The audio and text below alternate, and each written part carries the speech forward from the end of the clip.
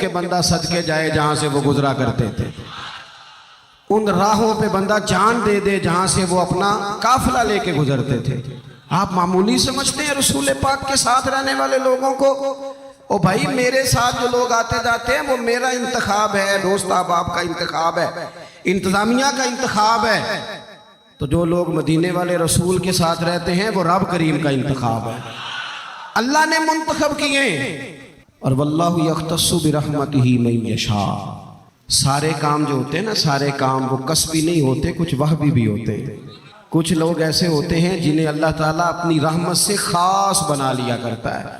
یہ خاص لوگ ہیں جنہیں اللہ نے خاص بنا لیا۔ میرے دوستو، اللہ تعالیٰ نے نا خاص لوگوں کا انتخاب، ادھر دیکھو میری طرف، ابھی نا حضرت جابر رضی اللہ تعالی عنہ روایت کرتے ہیں، کہتے ہیں حدیبیہ کے مقام پہ آقا کریم وضو کرنے لگے تو لوگ اکٹھے ہو گئے۔ فرمایا کیا ماجرا ہے؟ عرض کی کہ حضور پانی نہیں ہے، تو اس لیے لوگ جو ہیں وہ پیاس سے تڑپ رہے ہیں۔ تو آقا کریم علیہ السلام نے جو ہے وہ کوزے کے اندر اپنا دست برکت ڈال دیا۔ اب سنو حدیث کے لفظ، یہ بھی بخاری شریف کی روایت ہے۔ فوضع النبی صلی اللہ علیہ وسلم یدہ فی الرکوہ، حضور علیہ السلام نے اس کوزے میں، اس برتن میں اپنا دست شفا ڈال دیا۔ فجعل الماء یفور بین اصابعہ کامثال العیون، حضور کی انگلیوں سے پانی یوں پھوٹتا تھا جس طرح چشمے نکلتے تھے، یوں پانی پھوٹ رہا ہے۔ قال فشربنا وتوضانا، کہا کہ ہم نے پانی پیا بھی اور وضو بھی کیا۔ قیل لجابر کم کنتم، راوی نے حضرت جابر سے بھی پوچھا کتنے کو لوگ تھے تم؟ قال لو کنا مئۃ الف لکفانا، کہا لاکھ بھی ہوتے تو کافی تھا، لاکھ بھی ہوتے تو کافی تھا۔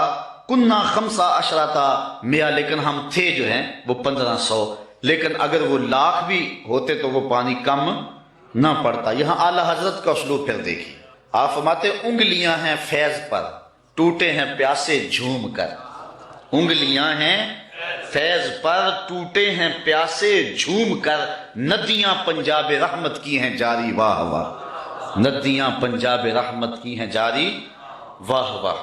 حضرت انس روایت کرتے ہیں، قال نعم نبی صلی اللہ علیہ وسلم زیدا وجعفرا وابن رواحہ للناس قبل ان یاتیہم خبرہم، جنگ موتا پر حضرت نبی رحمت صلی اللہ علیہ وسلم نے صحابہ کو روانہ کیا۔ یہ 8 ہجری کو جنگ ہوئی ہے، مسلمانوں کی تعداد صرف 3000 اور ہرکل کے سپاہیوں کی تعداد 1 لاکھ، 3000 1 لاکھ کے مقابلے میں آئے۔ شام میں یہ جنگ گمسان کی لڑی جا رہی ہے، جنگ وہاں ہو رہی ہے اور حضور ہیں مدینے میں، اور آقا کریم یہاں بیٹھ کے جنگ کے واقعات سنا رہے ہیں، جنگ کے واقعات سنا رہے ہیں۔ تو حضور نے ارشاد فرمایا کہ اخذ رایۃ زید فاصیب، فرمایا جھنڈا اب حضرت زید نے پکڑ لیا، جھنڈا لشکر اسلام کا حضرت زید نے پکڑا ہے۔ پھر فرمایا کہ وہ شہید کر دیے گئے۔ ثم اخذ ابن رواحہ فاصیب، پھر فرمایا عبداللہ ابن رواحہ نے پکڑا جھنڈا، پھر فرمایا وہ بھی شہید کر دیے گئے۔ وعیناہ تذرفان، حضور یہ بیان کرتے جا رہے تھے اور آنکھوں سے آنسو ٹپک رہے تھے۔ پھر اس کے بعد حضور نے فرمایا حتی اخذ رایۃ سیف من سیوف اللہ، یعنی خالد ابن الولید، فرمایا اب اللہ کی تلواروں میں سے ایک تلوار خالد بن ولید نے پکڑ لیا ہے۔ حتی فتح اللہ علیہم، یہاں تک کہ اللہ تعالیٰ نے ان کو فتح عطا فرمایا۔ بیٹھے مدینے میں ہیں، نظر کہاں ہے؟ جہاں موتا کی جنگ ہو رہی ہے، یہ شام کے علاقے میں واقعہ ہے۔ حضرت خالد بن ولید کے ہاتھ پر اللہ تعالیٰ نے اسلام کو فتح دی اور 3000 مجاہدوں نے 1 لاکھ کے دانت کٹے کر کے رکھ دیے۔ اور حضرت خالد بن ولید کو سیف اللہ اسی موقع پہ کہا گیا۔ آپ نے کافروں پر اس جنگ میں 8 تلواریں توڑی تھی۔ تلوار توڑنا عرب میں بہادری کی علامت، جو تلوار توڑتا ہے اتنے لوگوں کو مارتا کہ اس کی تلوار ٹوٹ جاتی۔ اس جنگ میں 8 تلواریں توڑی حضرت خالد بن ولید۔ ساری زندگی حضرت خالد بن ولید کی آرزو رہی کہ میں بھی شہید ہو جاؤں راہ خدا میں، لیکن یہ ان کی آرزو پوری نہ ہو سکی، اس لیے کہ وہ اللہ کی تلوار تھے، اور اللہ کی تلوار کو کون توڑتا؟ اس لیے حضرت خالد بن ولید رضی اللہ تعالیٰ عنہ ساری زندگی جو ہے وہ کسی جنگ کے اندر بھی نامراد نہیں ہوئے اور ناکام نہیں ہوئے۔ ایک موقع پر جبیلہ بن احم کے مقابلے میں حضرت خالد بن ولید تھے، اس معاملے میں مسلمانوں کی پسپائی ہوئی۔ حضرت خالد بن ولید کو حضرت رافع بن عمر طائی نے کہا کہ اب ہماری قضا آ گئی۔ ان کا ایک افسر انہوں نے مارا اور انہوں نے یک بارگی حملہ کر دیا. مسلمانوں کی تعداد تھوڑی تھی. حضرت رافع بن عمر طائی نے کہا کہ اب ہماری موت آ گئی, اب ہماری قضا آ گئی. حضرت خالد بن ولید نے کہا کہ واقعی مجھے بھی یوں ہی لگتا ہے, کیونکہ میں کسی جنگ میں ناکام نہیں ہوا اور پسپا نہیں ہوا, لیکن آج ہم پسپا ہو رہے ہیں. اس کی ایک وجہ ہے کہ حضور علیہ السلام کے مبارک بال میرے پاس تھے اور میں ٹوپی میں سیے ہوئے تھے اور ہر جنگ میں میرے ساتھ ہوتے تھے. آج میں ٹوپی گھر بھول آیا ہوں, اور یہ مصیبت جو ہمارے اوپر پڑی ہے اس لیے کہ میرے پاس آج وہ حضور علیہ السلام کے موجز نما بال جو ہیں آج وہ موجود نہیں ہیں.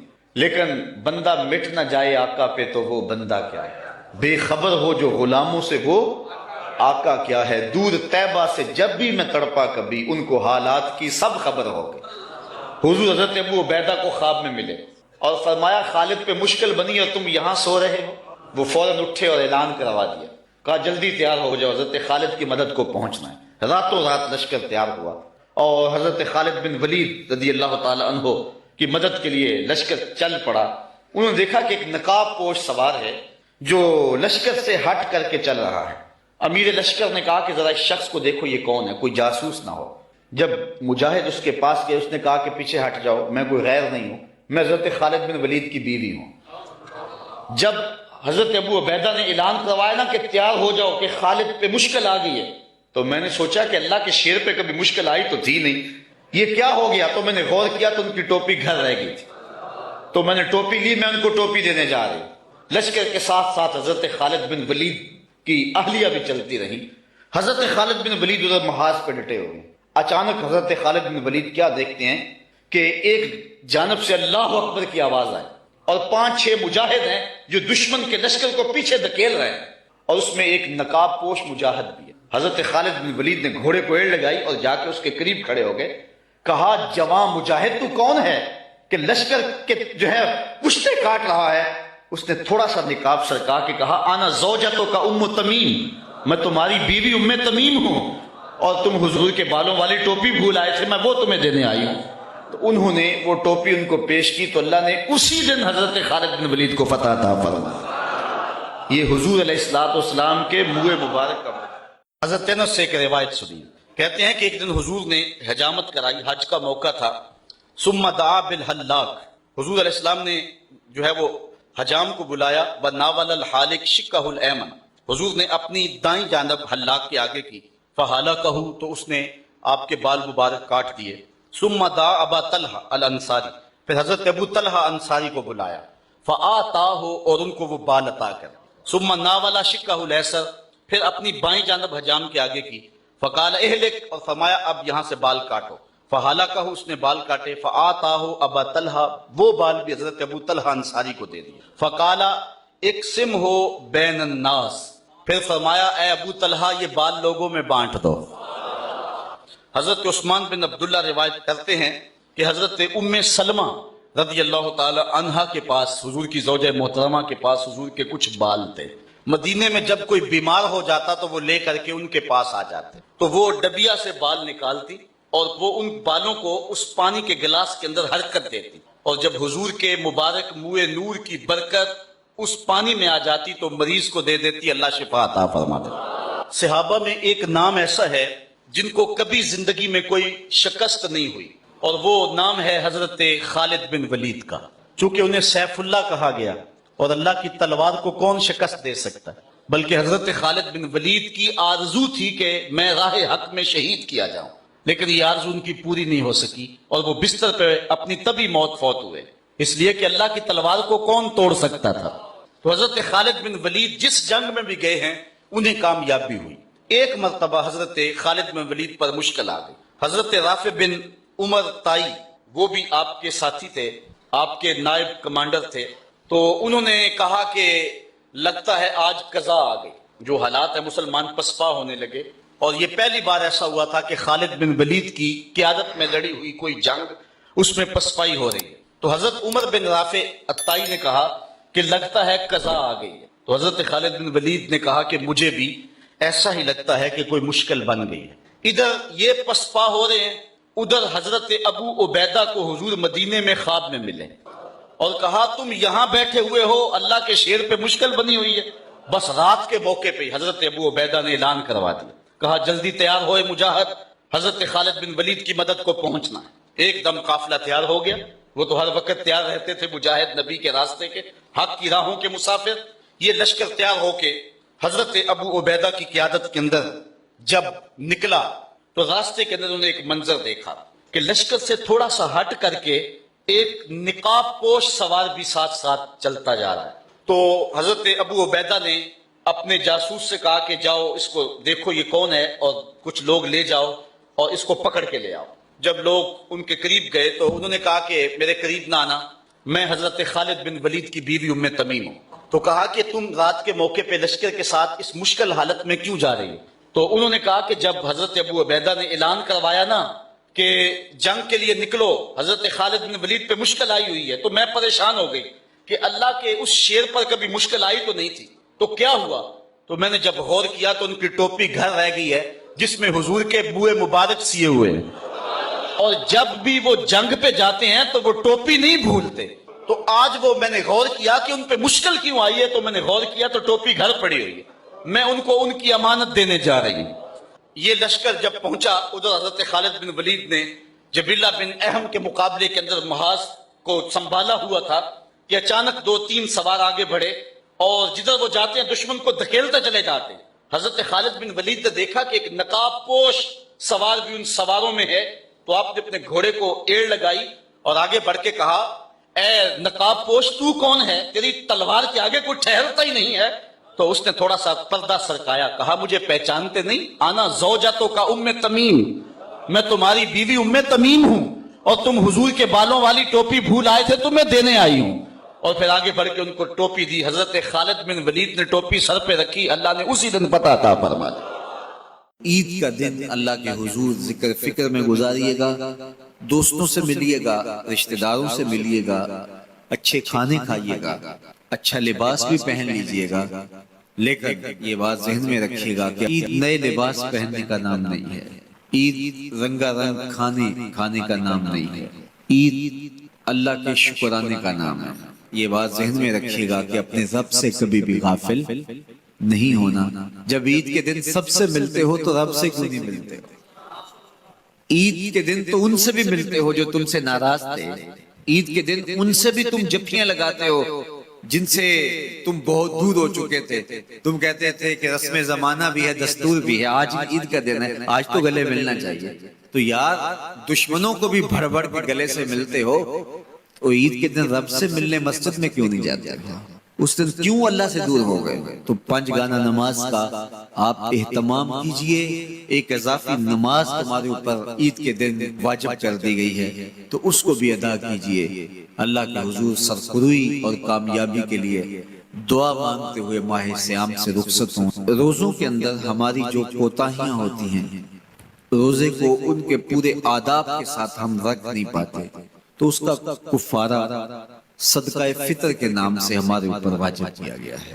ہر وہ شخص جو مال نصاب کا مالک ہے اور اس پر سال گزرنا شرط بھی نہیں ہے تو اس پر صدقہ فطر واجب ہوتا ہے، اور صدقہ فطر کے ذریعے سے ہم غریب لوگوں کو عید کی خوشیوں میں شامل کرتے ہیں۔ تو غرباء کو، مساکین کو عید کی خوشیوں میں شامل بھی کیجئے اور ان کی ضروریات کا ضرور خیال کیجئے۔ اپنی ہمسائیگی میں، اپنی رشتہ داریوں میں بہت خیال رکھیے گا اور لوگوں کو عزت نفس دیجیے گا، لوگوں کی ضروریات کا خیال رکھیے گا، اور اپنے بچوں کو بھی اس بات کی تلقین کیجیے گا کہ وہ عید کے موقع پر اپنے دوستوں کو، بچیاں اپنی سہیلیوں کو ان کا پورا خیال رکھیں اور ان کی عزت نفس کا بھی خیال رکھیں۔ یہ بچپن کے اندر ہی بچوں کو جو اپنی انفرادیت جتلانے کا مزاج پیدا ہو جاتا ہے اور یہ ساری زندگی ختم نہیں ہوتا، اور یہ عمومی طور پہ یہ وہ مواقع ہوتے ہیں جن مواقع پہ یہ احساس ان کا جو ہے وہ اجاگر ہوتا ہے، پھر بڑھتا ایک مرض بن جاتا ہے۔ اس لیے بچوں کو بچپن کے اندر ہی دوسروں کا احساس سکھائیے، نہ کہ ان کے اندر احساس تفاخر پیدا ہو۔ اعتدال کے ساتھ ان کی ضروریات کو پورا کیجیے، لیکن آپ کا جو اطراف ہے، گرد و پیش کا ماحول ہے، اس کا بھی پورا پورا خیال رکھا جائے کہ بچے احساس برتری میں مبتلا نہ ہو جائیں اور ایسی امراض ان کے اندر پیدا نہ ہو جائیں، بلکہ بچوں کو راہ خدا میں خرچ کرنے کی ترغیب دیجیے۔ بچوں کو جب آپ سکول جاتے ہوئے خرچی دیتے ہیں یا ایسے مواقع پر، تو ان کو ساتھ یہ بھی کہہ دیجئے کہ آپ اپنی ہم جولیوں کا اور اپنے دوستوں کا ضرور خیال رکھنا ہے اور ان کو ان خوشیوں میں ساتھ شامل کرنا ہے۔ ان کو دینے کی عادت پڑے بچپن کے اندر، اور جو بچپن میں دینا شروع کر دیتے ہیں وہ بڑھاپے تک بانٹتے رہتے ہیں، اور جو بانٹتا رہتا ہے اللہ اس کو کمی نہیں آنے دیتا۔ تو یہ مزاج اچھی طرح سے راسخ ہو، بچوں کے اندر پختہ ہو۔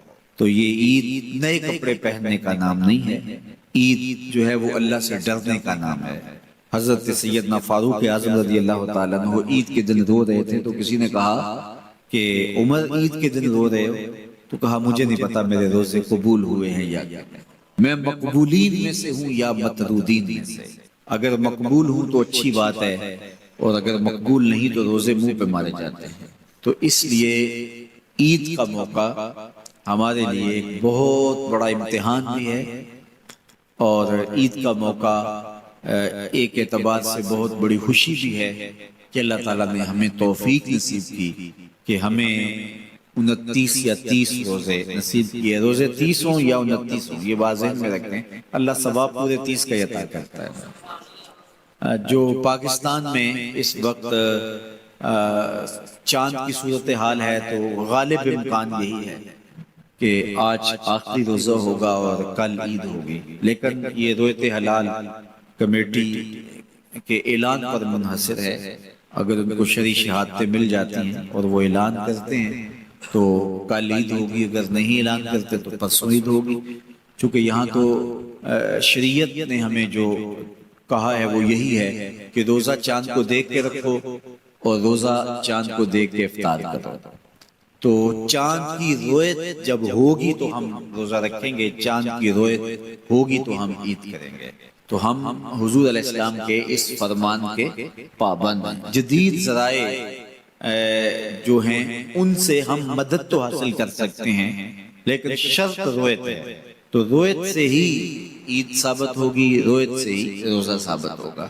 یہ یوم افطار جس کو عید الفطر کہا جاتا ہے، یہ سجدہ شکر ہے اللہ کے حضور کے مالک، تو نے ہمیں ہدایت عطا کی، تو نے ہمیں توفیق عطا کی، اور تیری توفیق کے بغیر سخت گرمی کے یہ روزے ہم نہ رکھ پاتے، تیری توفیق کے بغیر فاقے نہ کاٹ پاتے۔ یہ تیرے ہی کرم سے، تیری ہی دی ہوئی توفیق سے ہمیں صبر نصیب ہوا۔ الصوم نصف الصبر، روزہ آدھا صبر ہے۔ تو جس نے توفیق دی، اب اسی کا شکریہ ادا کرنے کے لیے ہم کھلے میدان میں، ہم مرکز میں، ہم مسجد میں، ہم مختلف جگہوں پہ جمع ہوتے ہیں اور جمع ہو کے اس بات کا اعلان کرتے ہیں، مالک میری توفیق بھی تیرے کرم کا صدقہ یہ قدم اٹھتے نہیں اٹھائے جاتے۔ تو نے توفیق دی تو روزے رکھے گئے، تو نے توفیق دی تو گنتی کے دن پورے ہوئے، تو نے توفیق دی تو مالک تیرے ہی حضور حاضر ہوئے، اور یہ تیرا ہی کرم ہے اور تیری ہی کرم نوازیوں کے رنگ ہیں۔ حضرت معاذ بن جبل رضی اللہ تعالیٰ عنہ فرماتے ہیں کہ ایک حضور نے میرا ہاتھ پکڑا اور ہاتھ پکڑ کے فرمایا، اے معاذ واللہ انی لأحبک، اللہ کی قسم میں تجھ سے پیار کرتا ہوں۔ پھر دوبارہ فرمایا، واللہ انی لأحبک، اے معاذ میں اللہ کی قسم تم سے پیار کرتا ہوں۔ اور اس پیار کی وجہ سے حضور نے حضرت معاذ بن جبل کو بتایا کہ میں تجھ کو وصیت کرتا ہوں کہ ہر نماز کے بعد ان کلموں کو جو میں تمہیں بتا رہا ہوں ان کو ترک نہیں کرنا، اس کو بھولنا نہیں، اس کو چھوڑنا نہیں۔ اور وہ کیا؟ اللہم اعنی علی ذکرک و شکرک و حسن عبادتک، اے اللہ مجھے توفیق دے اپنی عبادت کی، مجھے توفیق دے اپنے ذکر کی، مجھے توفیق دے اپنا شکر ادا کر۔ تو اللہ کا شکر ادا کرنے کی اس سے توفیق مانگی، مالک نعمت بھی تو دے اور اس نعمت پر شکرانے کی توفیق بھی تو عطا کر۔ اور اللہ فرماتے ہیں میری دی ہوئی نعمت پر میرا جب تم شکر ادا کرو گے، میری دی ہوئی توفیق